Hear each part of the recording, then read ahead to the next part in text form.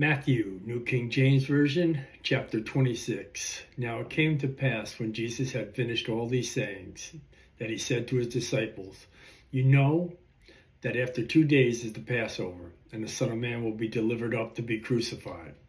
Then the chief priests, the scribes, and the elders of the people assembled at the palace of the high priest, who was called Caiaphas. And they plotted to take Jesus by trickery and kill him. But they said, "Not during the feast, lest there be an uproar among the people." And when Jesus was in Bethany, at the house of Simon the leper, a woman came to him, having an alabaster flask of very costly fragrant oil. And she poured it on his head as he sat at the table. But when his disciples saw it, they were indignant, saying, "Why this waste? For this fragrant oil might have been sold for much and given to the poor." But when Jesus was aware of it, he said to them, "Why do you trouble the woman? For she has done a good work for me. For you have the poor with you always, but me you do not always have. For in pouring this fragrant oil on my body, she did it for my burial. Surely I say to you, wherever this gospel is preached in the whole world, what this woman has done will also be told as a memorial to her." Then one of the 12, called Judas Iscariot, went to the chief priests and said, "What are you willing to give me if I deliver him to you?" And they counted out to him 30 pieces of silver. So from that time he sought the opportunity to betray him. Now on the first day of the Feast of Unleavened Bread, the disciples came to Jesus, saying to him, "Where do you want us to prepare for you to eat the Passover?" And he said, "Go into the city to a certain man and say to him, 'The teacher says, my time is at hand. I will keep the Passover at your house with my disciples.'" So the disciples did as Jesus directed them, and they prepared the Passover. And when evening had come, he sat down with the 12. Now as they were eating, he said, "Surely I say to you, one of you will betray me." And they were exceedingly sorrowful, and each of them began to say to him, "Lord, is it I?" And he answered and said, "He who dipped his hand with me in the dish will betray me. The Son of Man indeed goes just as it is written of him. But woe to that man by whom the Son of Man is betrayed. It would have been good for that man if he had not been born." Then Judas, who was betraying him, answered and said, "Rabbi, is it I?" And he said to him, "You have said it." And as they were eating, Jesus took bread, blessed it, and broke it, and gave it to the disciples, and said, "Take, eat, this is my body."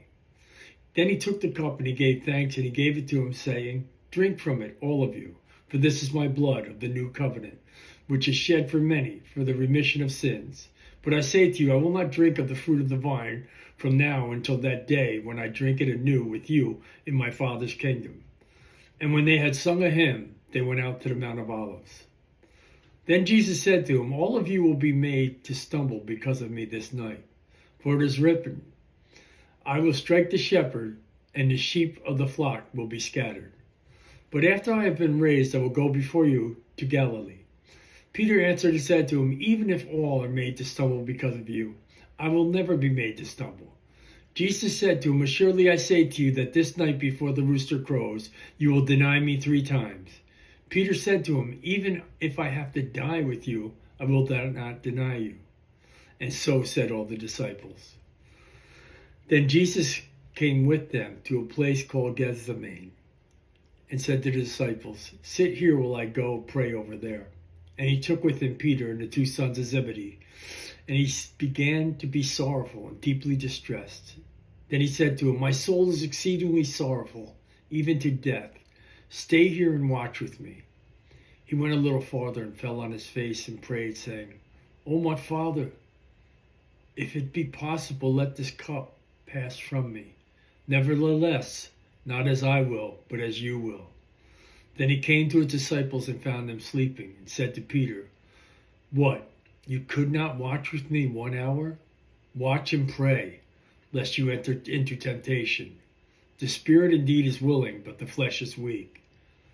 Again, a second time he went away praying, saying, "O my Father, if this cup cannot pass away from me unless I drink it, your will be done." And he came and found them asleep again, for their eyes were heavy. So he left them and went away again and prayed the 3rd time, saying the same words.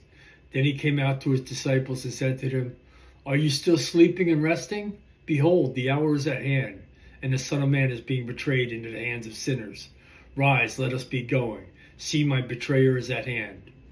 And while he was still speaking, behold, Judas, one of the 12, with the great multitude, with swords and clubs, came from the chief priests and the elders of the people. Now his betrayer had given them a sign, saying, Whomever I kiss, he is the one, seize him. Immediately he went up to Jesus and said, Greetings, Rabbi, and kissed him. Then Jesus said to him, Friend, why have you come? Then they came and laid hands on Jesus and took him. And suddenly one of those who were with Jesus stretched out his hand and drew his sword, struck the servant of the high priest, and cut off his ear. But Jesus said to him, Put your sword in its place, for all who take the sword will perish by the sword. Or do you not think I cannot now pray to my Father, and he will provide me with more than 12 legions of angels? How then could the scriptures be fulfilled, that it must happen thus? In that hour Jesus said to the multitudes, Have you come out as against a robber with swords and clubs to take me? I sat daily with you, teaching in the temple. You did not seize me. But all this was done so that scriptures of the prophets might be fulfilled. Then all the disciples forsook him and fled. And those who had laid hold of Jesus led him away to Caiaphas the high priest. The scribes and the elders were assembled, but Jesus followed him at a distance to the high priest's courtyard, and went in and sat with the servants to see the end. Now the chief priests, the elders, and all the council sought false testimony against Jesus to put him to death, but found none. Even though many false witnesses came forward, they found none. But at last 2 false witnesses came forward and said, This fellow said, I am able to destroy the temple of God and build it in 3 days. And the high priest arose and said to him, Do you answer nothing? What is it these men testify against you? But Jesus kept silent. And the high priest answered and said to him, I put you under oath by the living God. Tell us if you are the Christ, the Son of God.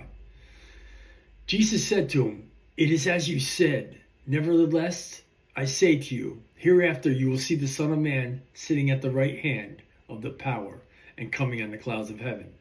Then the high priest tore his clothes, saying, He has spoken blasphemy. What further need do we have of these witnesses? Look, now you have heard his blasphemy. What do you think? They answered and said, He is deserving of death. Then they spat in his face and beat him, and others struck him with the palms of their hand, saying, Prophesy to us, Christ. Who is the one who struck you? Now Peter sat outside the courtyard, and a servant girl came to him, saying, You were also with Jesus of Galilee. But he denied it before them all, saying, I do not know what you are saying. Then he had gone out to the gateway, and another girl saw him, and said to those who were there, This fellow also was with Jesus of Nazareth. But again he denied it with an oath. He says, I do not know the man. And a little later, those who stood by came up and said to Peter, Surely you are also one of them, for your speech betrays you. Then he began to curse and swear, saying, I do not know the man. Immediately the rooster crowed, and Peter remembered the word Jesus who had said to him, Before the rooster crows, you will deny me 3 times. So he went out and wept bitterly. This is chapter 26 of Matthew, New King James Version.